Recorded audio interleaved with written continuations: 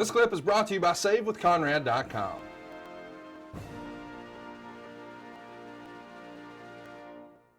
Well, once you finish the show, you jump in a stretch limo and you're headed to the WWE HQ. And of course, that's in Stamford, Connecticut. You wrote in your book you were impressed with the facility there, Titan Towers, as it was called at the time. And you're even impressed with the presentation by the McMahons. And I want to mention, Bruce and I have covered your career over on the Something to Wrestle podcast. And I think that you had those Olympic games, those Olympic matches on like July 30th and 31st. And roughly a little over a month later, here you are meeting with Vince. I think it was September 5th, 1996. And at the time, Meltzer wrote, "They must feel that there's a decent shot of getting him because the fact that it was announced on television when there is no deal done at this point. Interest has also been expressed in Matt Gaffari, who took the silver in Greco-Roman in the super heavyweight division before ultimately losing." But either way, though, tell us about your first meeting with Vince here on September 5th, 1996. Well, I didn't know what I was getting into, and going up there and giving me the whole limo treatment and first class airfare and treating me like an important person. It was pretty cool. They show up and going to Vince's office and talk to him was a bit overwhelming.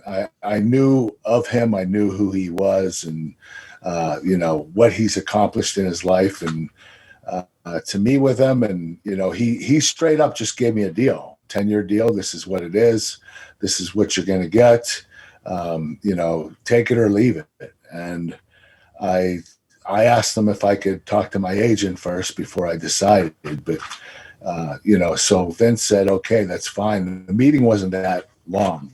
It was relatively short, but I told him I was interested, but I didn't know if I was going to sign it or not. You wrote in your book, despite the interest and positivity, you were more likely to join the circus than the World Wrestling Federation. Yes. So you still had this disdain for pro wrestling. Is it just because you thought they were making a mockery of amateur wrestling, or you just viewed it as silly, or were you still sort of subscribing to what you had been raised with? It's just trash entertainment. I was brainwashed. I was, told that it's not something you'd be interested in. They didn't even, the people that were telling me not to do it didn't even understand it. They didn't understand that it was sports entertainment. They thought it was a bunch of stunts these guys were doing and, fake fighting. And they didn't realize there's psychology involved and there's charisma and athleticism. And, they just kind of felt like they were taking the back seat to pro wrestling. Amateur wrestling was the small league and the pro wrestling was the big league. And they took offense to that. So it was a very hard situation for me to be in, if you know what I mean, because, I was an ambassador for amateur wrestling now, being an Olympic gold medalist. And here I am, I'm selling out to the WWE if I go. So it was a really hard decision. And my agent is the one that decided for me. And he was an amateur wrestler as well. He also played pro football. You're going to talk about him, I think, later on, Ralph Sindrich. And he decided that you're not going to do this garbage. You're the real deal.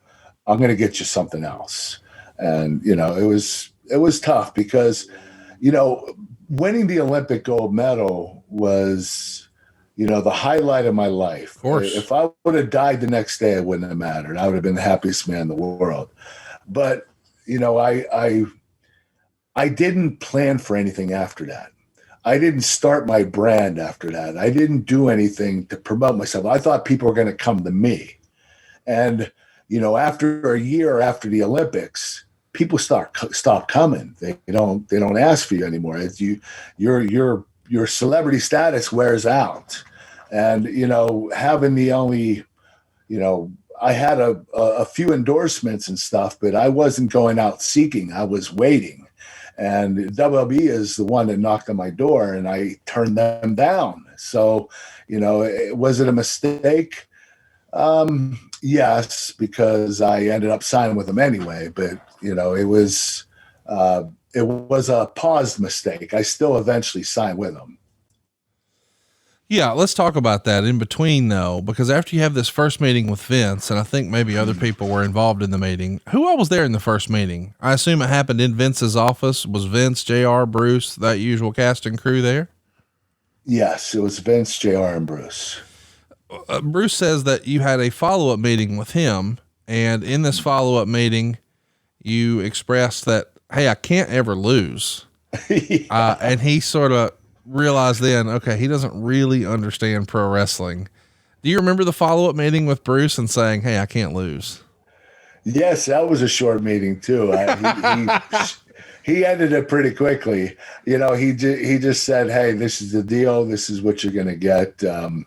We can start talking about creative stuff with you once you sign, but you're going to have to, what were we just talking about? The follow-up meeting with Bruce, and that you don't want to lose. So I told him, well, just so you know, I'm an Olympic gold medalist. I haven't lost a match in years. I can't lose. And, you could see the surprised look on his face, like, what the hell is this kid talking about? And Bruce just ended the meeting. He said, okay, we're good. This meeting's over. And I didn't know if he was offended or not. He didn't seem upset, but I think he just said, okay, this guy's not getting it. We're not going to be able to sign him. So. And you wrote in your book, that feeling was ingrained in me so deeply at the time that right after the Olympics, I couldn't imagine working for the World Wrestling Federation. I had lived and breathed nothing but amateur wrestling for years. After high school, I didn't even watch other sports. I had such tunnel vision that nothing else mattered. I watched ESPN SportsCenter at night, but that was about it. I didn't even watch the NFL, and I'd always been a huge football fan. But that's the culture of amateur wrestling. It breeds an us against the world mentality. And at the time, I was the symbol for the entire sport because I just won the gold medal and received all the national publicity.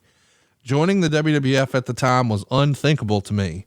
When I took the McMahon's contract back to Pittsburgh and showed it to my agent, he was a well-known sports agent who represented a number of NFL players, and he said, you don't want to do this, and tore it up right in front of me. And you sort of talked about that a little bit. Ralph, what was your relationship like with Ralph the agent? Well, Ralph seeked me. He found me.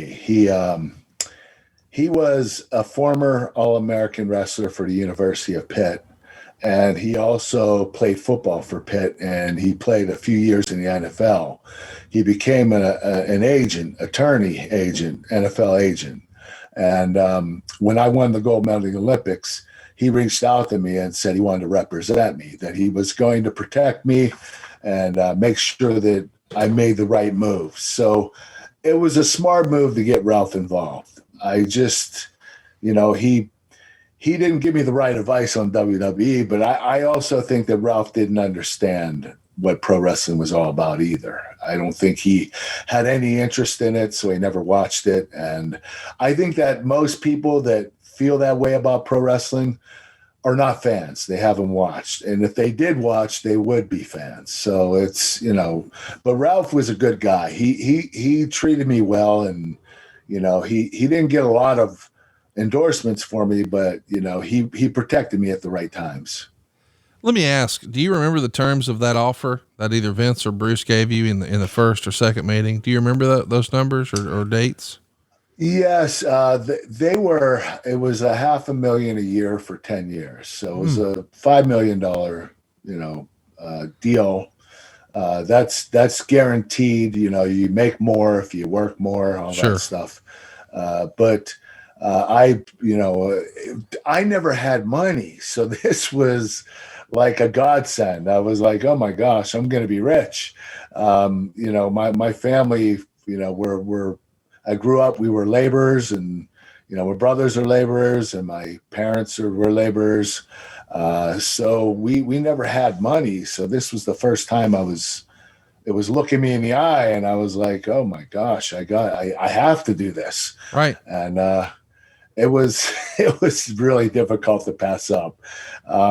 Seeing that type of money at the time when I never had money was incredible. I was overwhelmed, and that's why a lot of athletes after college they retire, because back then